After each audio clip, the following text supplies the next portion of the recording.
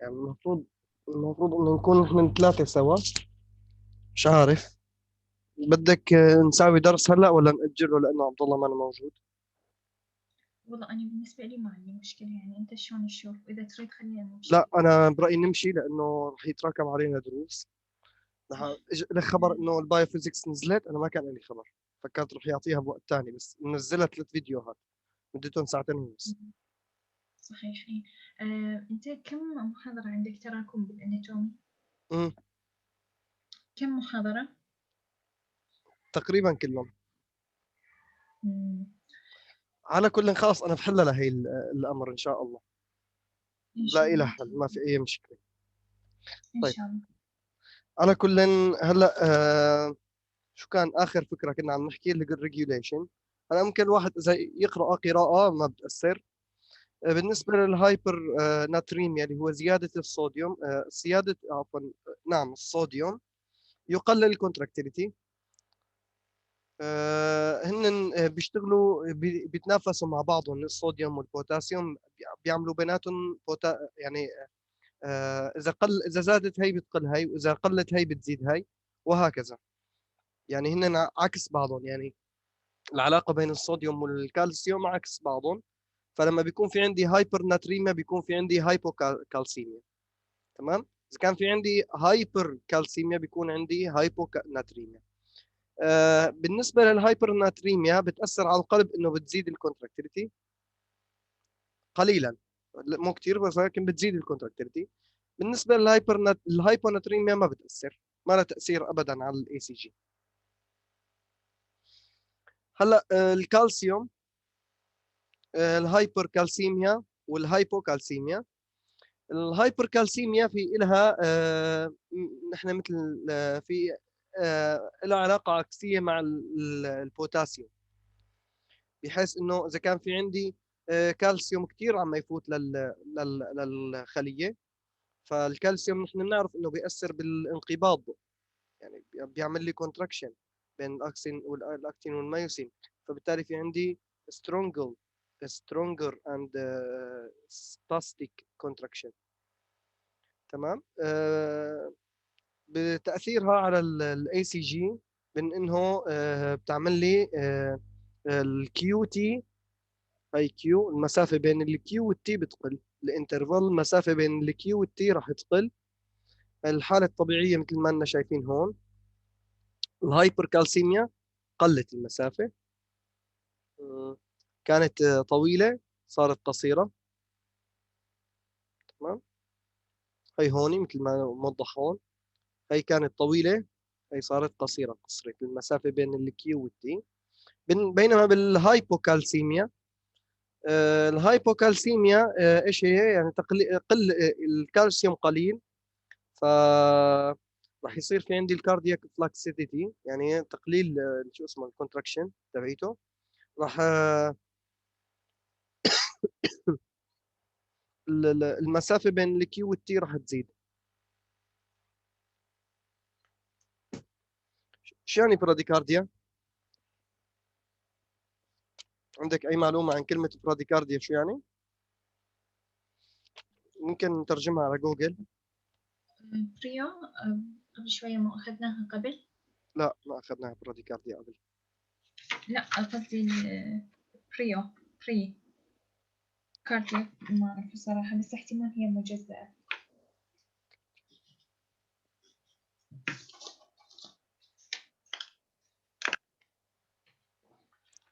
براديكارديا معناتها بطء القلب. برادي معناتها بطيء، فالقلب بصير يعني دقاته بطيئه طبعا اكيد، لانه الكونتراكشن راح يقل، فبالتالي راح يصير براديكارديا. هلا زياده درجه الحراره راح تزيد الهارت ريت، تقليل درجه الحراره راح تقلل الهارت ريت. تمام. يعني المفروض نحن نعرفه انه كل ما زادت درجه الحراره راح تزيد راح يزيد الهارت ريت، كل ما قلت درجه الحراره راح تقل الهارت ريت، فاذا العلاقه طرديه.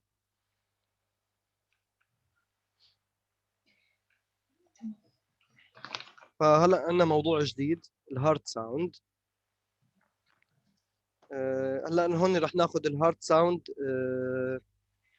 الهارت ساوند ينشأ عن ايش؟ عن اغلاق اغلاق الفالفز بشكل عام. الاس 1 هلا الاس 1 راح نعبر عنه باللب. لب دب لب دب لب دب. اللب هو الصوت الاول، الصوت الثاني الدب، الصوت اللي يعبر عنه بالاس 2 ودب. تمام. هلا الاس 1 نحن ايمتى بنسمع الصوت القلب الاس 1؟ نحن بنسمعه الصوت الاس 1 هو مرتبط بالايش؟ مرتبط بالاغلاق الاي في. طيب انا راح اشرح بشكل عام. هلا الدم اجى من كل الجسم على على الاتريوم. تمام. على الاتريومز. فات بفعل الضغط فتحت صمامات. فات وصار بقلب وتقلص وعمل لي كونتراكشن وبقلب الفنتركلز. هلا في عندي دم بقلب الفنتركلز متجمع. هذا الفنتركلز راح يبلش بالانقباض. لما يبلش بالانقباض، اول بدايه الانقباض راح يعطي ضغط باتجاه الاتريوم، راح يسكر البوابه. هذا التسكير راح يسكر بقوه لدرجه انه نسمع صوت. الصوت هذا الاول اللي هو صوت تسكير اغلاق الاتريو فنتريكولار فالفز، ترايكوسبيد والبايكوسبيد اللي هو الميترال. تمام.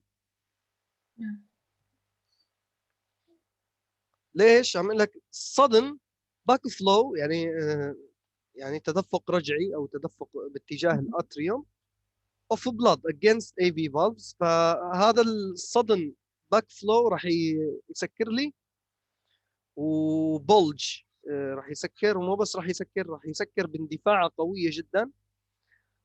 فهيك هذا الصوت هل هو صوت تسكير باب؟ لا، هذا الصوت هو ارتجاج. هو الفيبريشن. هو الفيبريشن هو الارتجاج او الارتداد. هذا الصوت هو اللي راح نسمعه وليس هو الصوت، وانما ارتجاف حوالينه. هو البواب الصمامين هدول الصمامات راح يعملوا لي رجفان بكل القلب. فهذا الرجفان بسبب هي القوه بسبب قوه تسكيرهم على بعض راح يعطي ذبذبه عاليه بحيث انه تنسمع. فبيعطيني فيرست هارت ساوند. لب لب. هو هذا. تمام. بدايه ايش؟ الفنتريكل كونتراكشن. بدايه ventricle contraction and AV valves closure of AV valves. تمام. راح يعطيني صوت اللب. الصوت الثاني راح نسمعه ايمت؟ هلا الدم بقلب شو اسمه؟ بقلب الفنتريكلز. فالفنتريكلز عم تعمل كونتراكشن. بدايه الكونتراكشن سمعتنا صوت اغلاق الصمام الاتريو فنتريكولار فالفز. هلا هو زاد الضغط ل 80 ميركوري، فتحت البوابه. لما فتحت البوابه وتقلصت الفنتريكلز راح تضخ الدم للبلمونري ارتري والايورتيك والايورتا. راح يرجع الدم لورا. لما راح يرجع الدم لورا بقوه راح يدفع ايش؟ راح يدفع شو اسمه؟ اللهم صل على سيدنا محمد. راح يدفع الصمام الرئوي والصمام الابهري لورا. فهون مثل ما اننا شايفين هون بهدول اي هون راح يدفعهم. الدم راح يجي من البولمونري ارتري والايورتا، راح يرجعهم لورا. فبالتالي هدول الصمامين لما راح يغلقوا وعلى بعض فراح يعطوني صوت دب. راح يعطيني صوت. هذا الصوت بنسميه السكند هيرت ساوند. تمام. فاذا السكند هيرت ساوند بشو متعلق؟ متعلق بالايورتيك والبلمونري فالفز كلوز رابيدلي. فبيعطيني رابيد سناب. رابيد سناب ايش يعني؟ كلمة سناب سناب شات.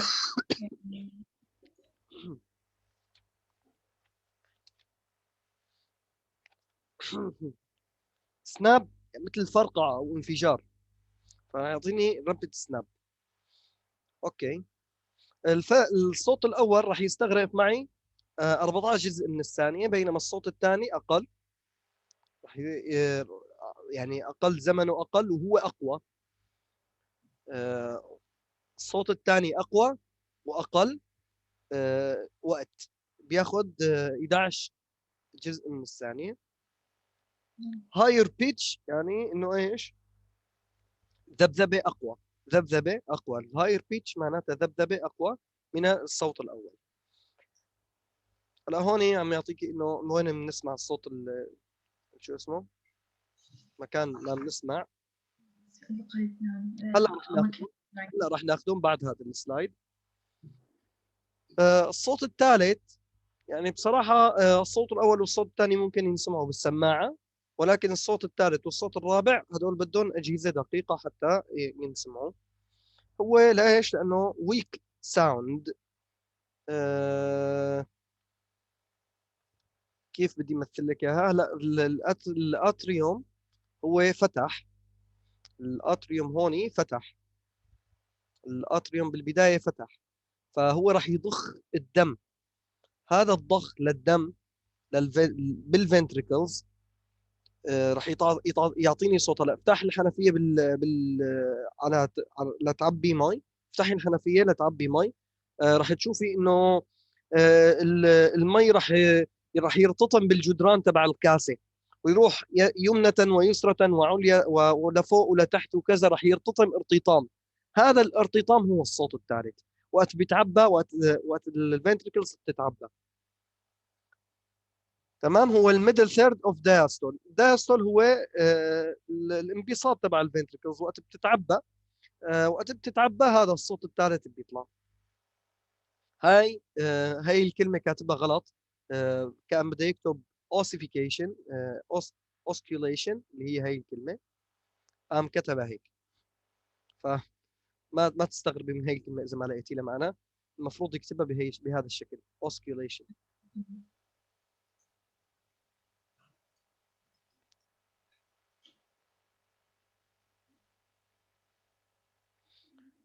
حكينا. هلا الصوت الرابع، الصوت الرابع عم اقول لك when the atria contract rarely be recorded in phonocardiogram. هذا جهاز للقياس الاصوات هي الدقيقه. شو سببه؟ in rush of blood into the ventricles which initiate vibration. هاي هون الصوت الرابع when atria contracts. هو نهايه يعني هو نهايه امتلاء الدم. الدم هلا انت وصل لثلاث ارباع تقريبا الفنتركلز، تمام. لما اخر شيء اللي 20% من الدم اللي تمت بالاتريوم راح تنضخ للفنتركل. بهذا الضخ راح ينسمع له صوت ضعيف جدا اللي هو الفورث هارت ريت، فورث هارت ساوند.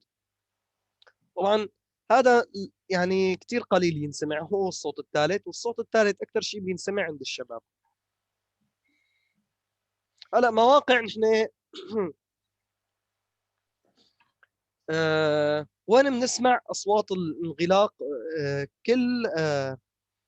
كل فالف وين بتنسمع صوت انغلاقه؟ الاورتيك فالف اريا هي الرايت سكند انتركوستال سبيس. هون رايت سكند انتركوستال سبيس هي الاورتا. بال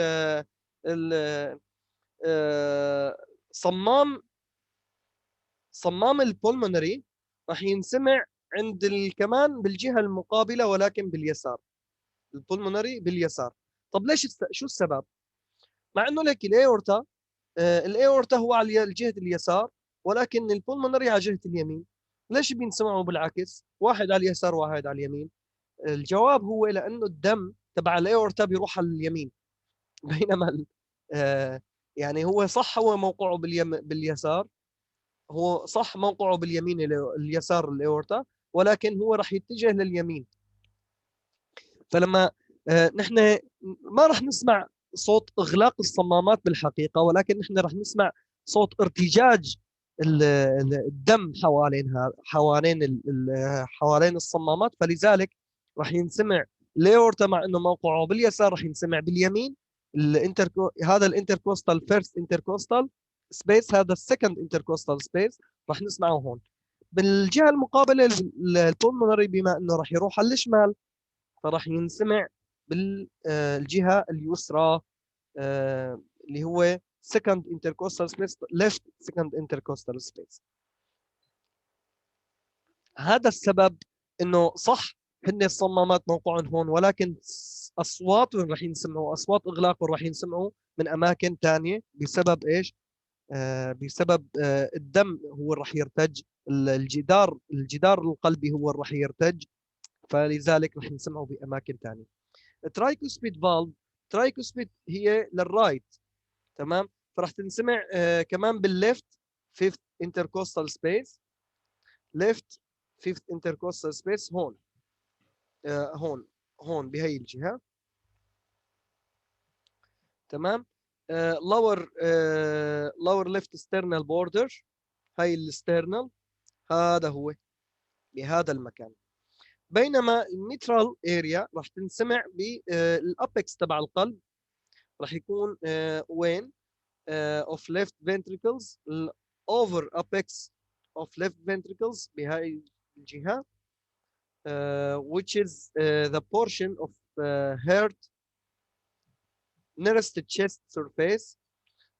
هوني عند موقع التشيست، عند موقع الصدر تماما، بال ايش نحن شو بنقول medial to left midiclavian line.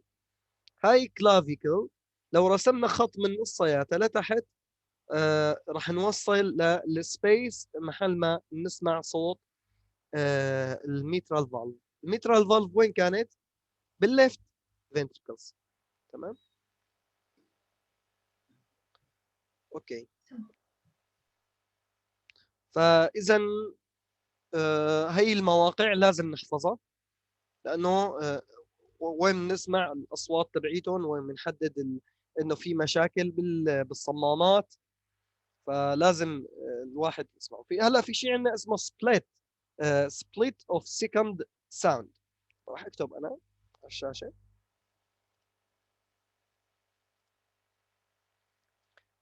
هاي الاس 1، تمام؟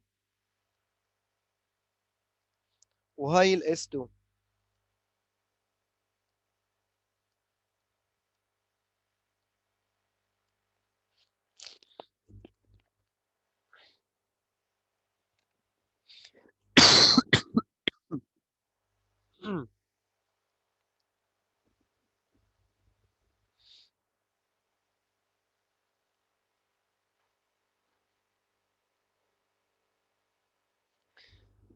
طب قبل ما ارسم راح امحي اللي رسمته، راح اشرح شغله لانه على السريع. ايمت بتصير هاي السبليت؟ السبليت هو آه هو شلون فينا نعرفه باللغه العربيه؟ هو مده، تمام؟ بالصوت نفسه، يعني مده بالصوت نفسه بتزيد. هذا الصوت الاول بياخذ مده من الزمان. هون حاطين الصوت الثاني، الصوت الثاني متعلق بشو كان؟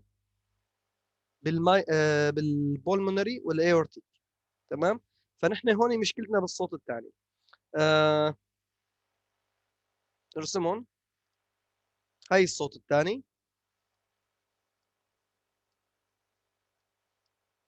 هاي المده بالحاله الطبيعيه مده قليله، ولكن في حالات بتزيد فيها هاي المده.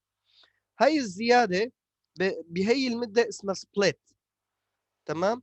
ايش بتنشا هاي السبليت؟ بالحاله الطبيعيه اصلا بتنشا هي لما نحن بناخذ نفس، لما نحن بناخذ نفس بيتوسع صدرنا، فلما بيتوسع الصدر بيصير في فرق بالضغط بين كل انحاء الجسم، فهذا الضغط قل بالجهه لانه توسع الصدر. لما توسع الصدر قل الضغط عنده، فالدم راح يتجه من الضغط المرتفع الى الضغط المنخفض، فراح يتجه من كل انحاء الجسم نحو القلب، تمام؟ فراح يصير في عندي تجمع بالدم اكثر بين كل انحاء الجسم. ايش هيك عم تضيع مني الفكره، خليني اقرا بركي بترجع. chest wall expands intrathoracic pressure become more negative, more venous blood return from body to into right atrium, so blood volume increase in the right ventricles during. تمام اوكي. هلا عيد الفكره من البدايه. نحن خلال الانسبيريشن اللي هو شهيق، خلال الشهيق راح يتوسع الصدر، فلما راح يتوسع الصدر راح يقل الضغط بالصدر، فراح يصير في عندي نيجاتيف. تمام، نيجاتيف بريشر، يقل الضغط معناتها نيجاتيف بريشر. فلما يصير في عندي نيجاتيف بريشر، الضغط من داخل الجسم من تحت او من فوق كثير، يعني بالنسبه للضغط تبع التشيست او التشيست اريا او الثوراسيك اريا هو كثير. فاجباري هلا هو بالحاله الطبيعيه راح ينتقل السائل من الضغط المرتفع الى الضغط المنخفض، والضغط المنخفض بالصدر، فبالتالي راح يجي الدم يتدفق من كامل الجسم الى منطقه الصدر. طيب من كامل الجسم وين راح يجي؟ هاي الدوره الدمويه الصغرى، الدوره الدمويه الصغرى، راح يجي الدم من كامل الجسم للرايت اتريوم، للاذين الايسر. ليش؟ لانه هو راح يجي الجسم راح يجي هذا الدم اللي هو المحمل بالثاني اكسيد الكربون، فراح ينضخ للرئه، فهو دوره دمويه صغرى راح يجي من كامل الجسم لعند الرايت اتريوم، فراح يجي بكميه اكبر من الليفت اتريوم، من الليفت اتريوم، فبالتالي راح يكون كميه اكبر تجي للرايت اتريوم. فالمده اللي راح تتسكر فيها الصمام بفعل انه كميه الدم اكثر، الصمام الرئوي راح يتسكر متاخر عن الايورتيك فالف. ليش؟ لانه انا بالرايت فنتريكل راح يكون في عندي كميه اكبر من الدم لحتى يضخ القلب، بينما بالليفت فنتريكل راح يكون كميه اقل. فانا لحتى اضخ كل هي الكميه اللي عندي بالبولمونري ارتري بحتاج وقت اكبر بشوي من الليفت اتريوم.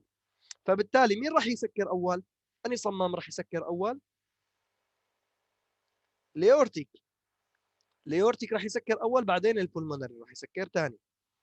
ليش؟ بفعل انه بحاله الانسبيريشن. اوكي، هاي الحاله الطبيعيه. في حالات ثانيه غير طبيعيه، ولكن هاي الحاله اللي عم يحكي عنها الدكتور، انه في عندي سبليت بتصير بالخلال الصوت الثاني. يعني الصوت الثاني ينشا عن اغلاق البولمونري والايورتيك فالف، فبيناتهم راح يكون في عندي زمن، هذا الزمن يحصل بسبب الانسبيريشن. شرحنا شو الآلية. في شيء مانك فهمتي؟ عيده.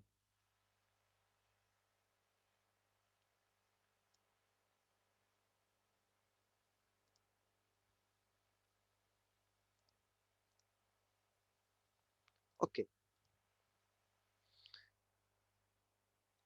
هلا في عندنا حالات مرضيه، طبعا هي الحالات نحن لازم نحفظها، اللي هو مصطلح اسمه ستينوزيس ومصطلح اسمه ريجارجيتيشن. بس خليني امحيهم.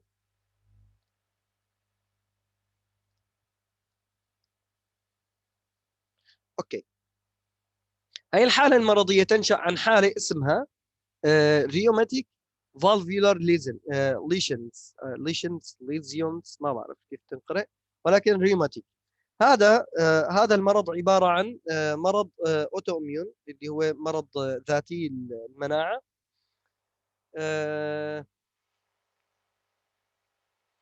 هي الآلية تبعيته صراحة أنا ما فهمتها، ولكن شو بيساوي؟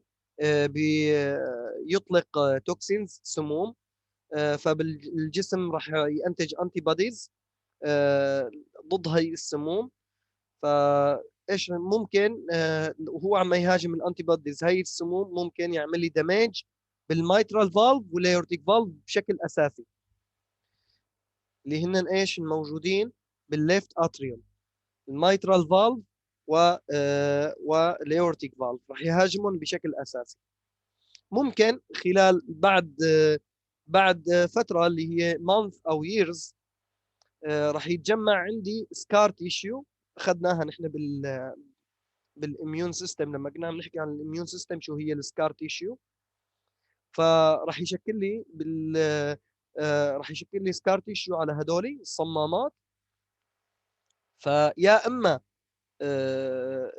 adhere to one another بيعمل لي ستينوز.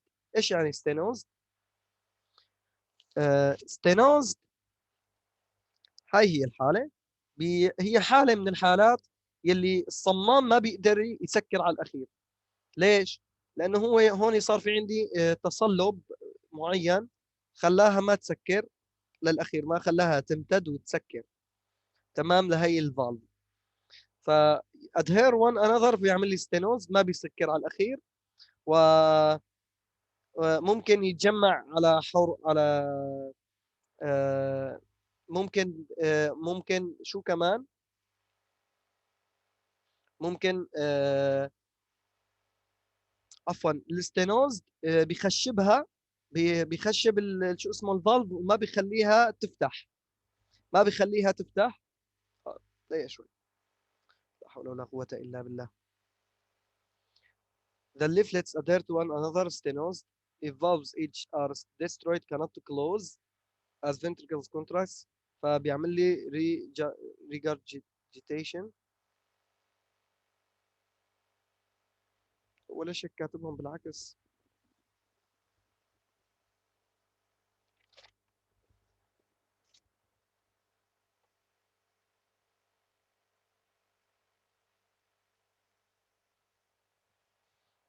اعمل بحث صغير بجوجل.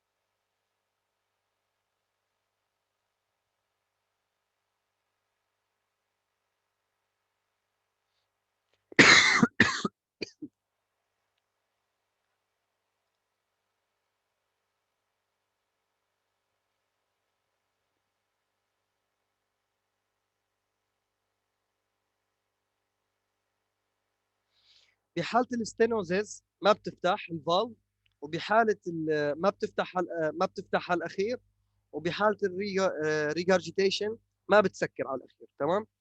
حطيها ملاحظة عندك. بحالة الريجارجيتيشن ما بتسكر على الأخير، ما بتسكر doesn't close، ما بتسكر على الأخير مثل ما أنا شايفين. وبحالة الستينوزيز ما بتفتح على الأخير.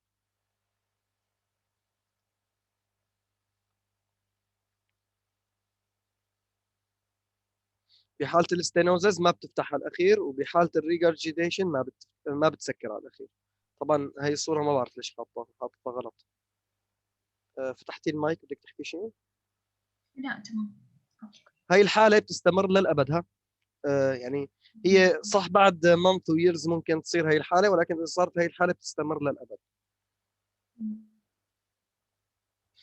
طيب بناء على هي الحالة ممكن يصير في عندي مرمر وشة. شو يعني هاي الوشة؟ أنا هاي الوشة بتنشأ من إنه هلا بحالة، خلينا نقول هيك بهي، تصوري معي ventricles راح كونتراكت. فبالتالي لما بيصير في عندي ستينوزز، لما بيكون في عندي ستينوزز ما بتفتحها الاخير الفالف. فهي لما بدها تضخ الدم راح يتشكل قدامها عائق انه الفالف هي ما لها مفتوحه على الاخير. فبالتالي راح تعمل لي وشه، راح تعمل لي وشه لانه ما راح تفتح على الاخير الفالف. طب ما بتسكر على الاخير، الدم راح يرجع من الاورتا مثل هون مثلا، الدم راح يرجع من الاورتا. فبدل ما تسكر هاي بدل ما تكون مسكره وتعطيني صوت قوي راح تعطيني راح تعطيني وشه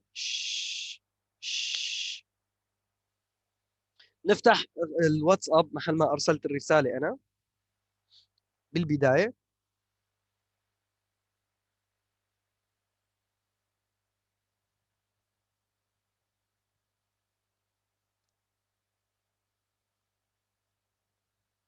واضحه الصوره؟ اي واضحة. هي بحاله الحاله العاديه. تمام. الصوت الاول ينشا عن اغلاق الميترال والترايكوسبيد فالف، والصوت الثاني ينشا عن البولمونري والايورتيك فالف. تمام، واضحين؟ طيب بعدين بتنشا بالفتره الدايستول، وبعدين في عندي كمان دوره ثانيه. اوكي، هي دوره واحده، رح تنشا عندي دوره ثانيه. هلا بحاله السيستول، لحاله هي الحاله شو بيكون عندي؟ مين بيكون عندي بحاله السيستول مفتوحين؟ الأورتك والبولمونري. الايورتيك والبولمونري ارتي ارتري. بحاله السيستول، بحاله السيستول شو يعني؟ انقباض الفنتريكل. بيكون في عندي مفتوحين الصمامين، الايورتيك فالف والبولمونري فالف.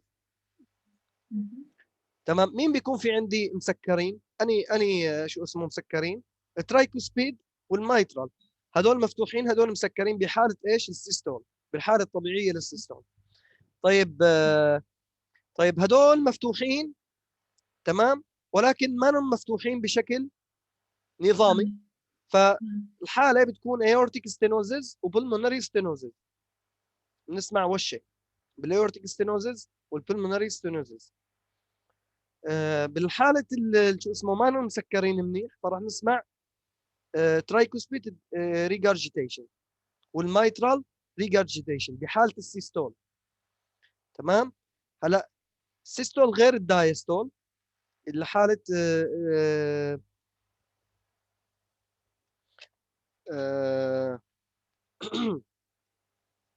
بالحاله السيستول هي اللب، وقت الصوت هذا اللب، لب لب هذا شو هذا؟ يا اما ستينوزز يا اما ريجارجيتيشن. ايمت بنميز بيناتهم؟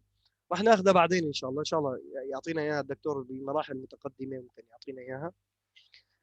فراح يكون هيك بهذا الشكل، لب دب، لب دب. تمام، لب دب. فبهي الحاله سؤال بتكون إنه نعم. إنه هذه الحالة كل الحالتين مرتبطة بجميع الصمامات يعني.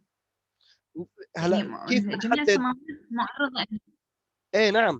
طب ايمت نحن بنحدد؟ ما بعرف يعني ايمت بنحدد. هي الحاله صعب يعني، ولكن يعني الدكتور رمضان يعني لازم يعطينا، او ممكن يعطينا لقدام. ولكن هلا نحن لازم نعرف انه اكثر شيء بتصيب الايورتا والمايترال. فبحاله السيستول بيكون عندي ايورتيك ستينوزس ومايترال ريجارجيتيشن. تمام، اذا كان في عندي هذا المرض. بحاله الدايستول بيكون في عندي مايترال ستينوزس، بالعكس يعني كانت مايترال ريجارجيتيشن، هون صارت مايترال ستينوزس و ايورتيك ريجارجيتيشن. تمام، بالعكس. اوكي.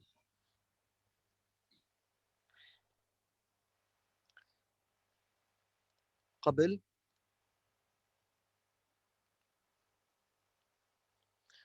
هذا المرمر اللي هو الوشه، هي الوشه. فبالايورتيك ستينوزس، الايورتيك ستينوزس بيكون شكلها هيك بالسيستول. هي فتره الدايستول وهي فتره السيستول. هي الحاله الطبيعيه وهي الحاله المرضيه، ايورتيك ستينوزس. الايورتيك ستينوزس بيكون ستينوزس مفتوح وما بيفتحها الاخير. فالفنتريكلز شو يصير؟ راح يصير انه يبلش كونتراكت. فراح يبلش كونتراكت، راح يلاقي الايورتيك فالف قدامه مفتوحه، ولكن مفتوحه بشكل قليل جدا. فراح يلاقي صعوبه، فراح يعطيني هيك، يزداد الصوت بعدين يقل، يزداد بالبدايه بعدين يقل. ليش؟ لانه راح يتغلب هون بهي النقطه، راح يتغلب على هذا الريزيستنت اللي قدامه، فراح بعدين يكمل. تمام. عامل لي لب لب كيف راح يكون؟ فراح نسمع وشه. يعني احنا انا لسه ماني متمكن من الموضوع، ولكن نحن راح نسمع وشه بهذا الشكل، الايورتيك ستينوزس بهذا الشكل راح يكون الوشه. هلا الميترال ريجارجيتيشن هي بحاله الدايس بحاله السيستول. تمام، بحاله السيستول وليس الدايستول. هذا القسم السيستول. بحاله السيستول بالميترال ريجارجيتيشن، تمام، ليش راح يكون هيك؟ شو هي الريجارجيتيشن؟ معناتها ما راح يسكر بشكل كامل. فهو شو راح يصير؟ راح يتدفق الدم. مايترال ريجارجيتيشن راح يتدفق الدم من الاتريوم للفنتريكل. فهذا التدفق البطيء راح يعطيني وشه. تمام. هاي الوشه لك اياها هون، بتبلش وبتتم على مو على شو اسمه مستوى واحد. هلا بحاله الدايستول في عندي ايورتيك ريجارجيتيشن. لما بيكون الايورتا ما بيسكر على الاخير، فالدم راح يرجع من الايورتا من الايورتا للفيتريكل. فاثر هذا الرجوع راح يعطيني صوت للدم وهو عم يتدفق اللي هو تمام. مايترال ستينوزس بنفس الحاله بالدايستول الدم راح يتدفق من الاتريوم للفنتريكل. تمام. بحاله الدايستول المفروض هذا ما يتدفق، يكون مسكر لحتى يتجمع الدم بالاتريوم لحجم معين وضغط معين لحتى تفتح هي. ولكن هي مفتوحه بسبب انه في عندي مايترال ستينوزز. عفوا هي لازم تسكر. تمام. بحاله السيستول اول السيستول اسف دقيقه شوي. بنهايه السيستول واول الدايستول. بنهايه الدايستول واول السيستول بعد ما الفنتريكل تعمل لي ريلاكسيشن. ف بدايه الدايستول الدم راح يفوت لجوا. فبدل شوي، لا حول ولا قوه الا بالله. مايترال ستينوزز مفتوحه، ولكن ما أنا مفتوحه بشكل شو اسمه. فبنهايه بنهايه السيستول وبدايه الدايستول راح يتدفق الدم، فراح يلاقي صعوبه، فراح يعمل لي هيك خشه. تمام. وصلت؟ اكيد أكيد. حكيناها. تمام. ما قراءه هي ما بدها شيء، بس الواحد فهم الآلية. هدول الشغلات كلياتهم إن شاء الله سهلات ما فيها شيء. هاي left atrial pressure rise progressively above 25 ل 40 ميكرون. هذا بيعمل لي اللنج إديما. هاي مهمة.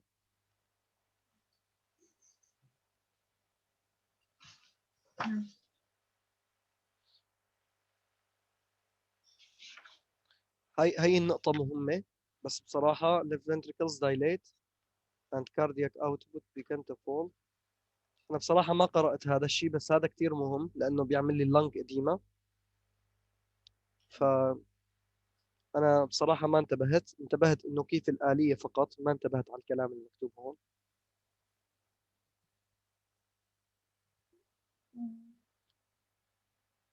وكمان نفس الشيء pulmonary edema. ضغط تنفس صح؟ أنا هدول السلايدين يعني ما قرأتهم.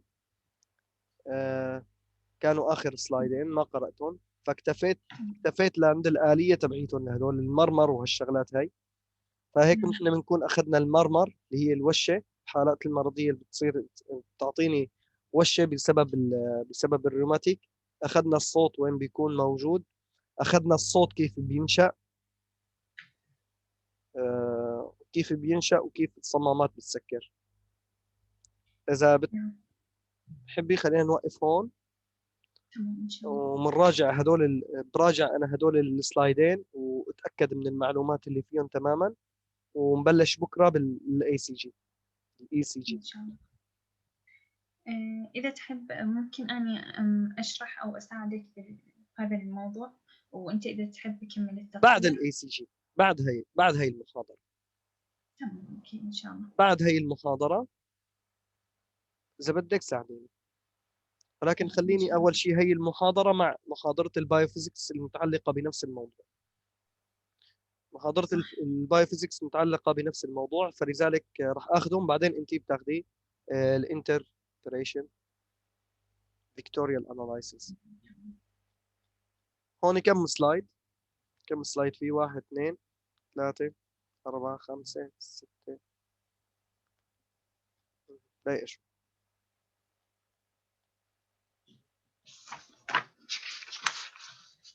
من سلايد 111 24 سلايد تقريبا. من سلايد 111 للسلايد 127، يعني 27 ناقص 11، لا أقل، 27 ناقص 11 16 17 سلايد. 17 سلايد، لانه في هي الليرنينج اوبجكت وهالشغلات هي، فهي ما محسوبه. هاي انا عندي شو اسمه لازم اخلصها محاضرة الهيستولوجي. تمام ان شاء الله. ان شاء الله. هلا اوكي ان طيب. شاء الله. شكرا جزيلا. انا اليوم راح احضر الاي سي جي، وكمان ادرس محاضرتين هن ان شاء الله اذا لحقت قبل ما انام، الميكروبيولوجي والشو اسمه، اشوف اطلع على الميكروبيولوجي شو فيها. لا ان شاء الله. اوكي ان شاء الله نلتقي. ان شاء الله. موفق. تسلم. بارك الله فيك ان شاء الله. مع السلامه.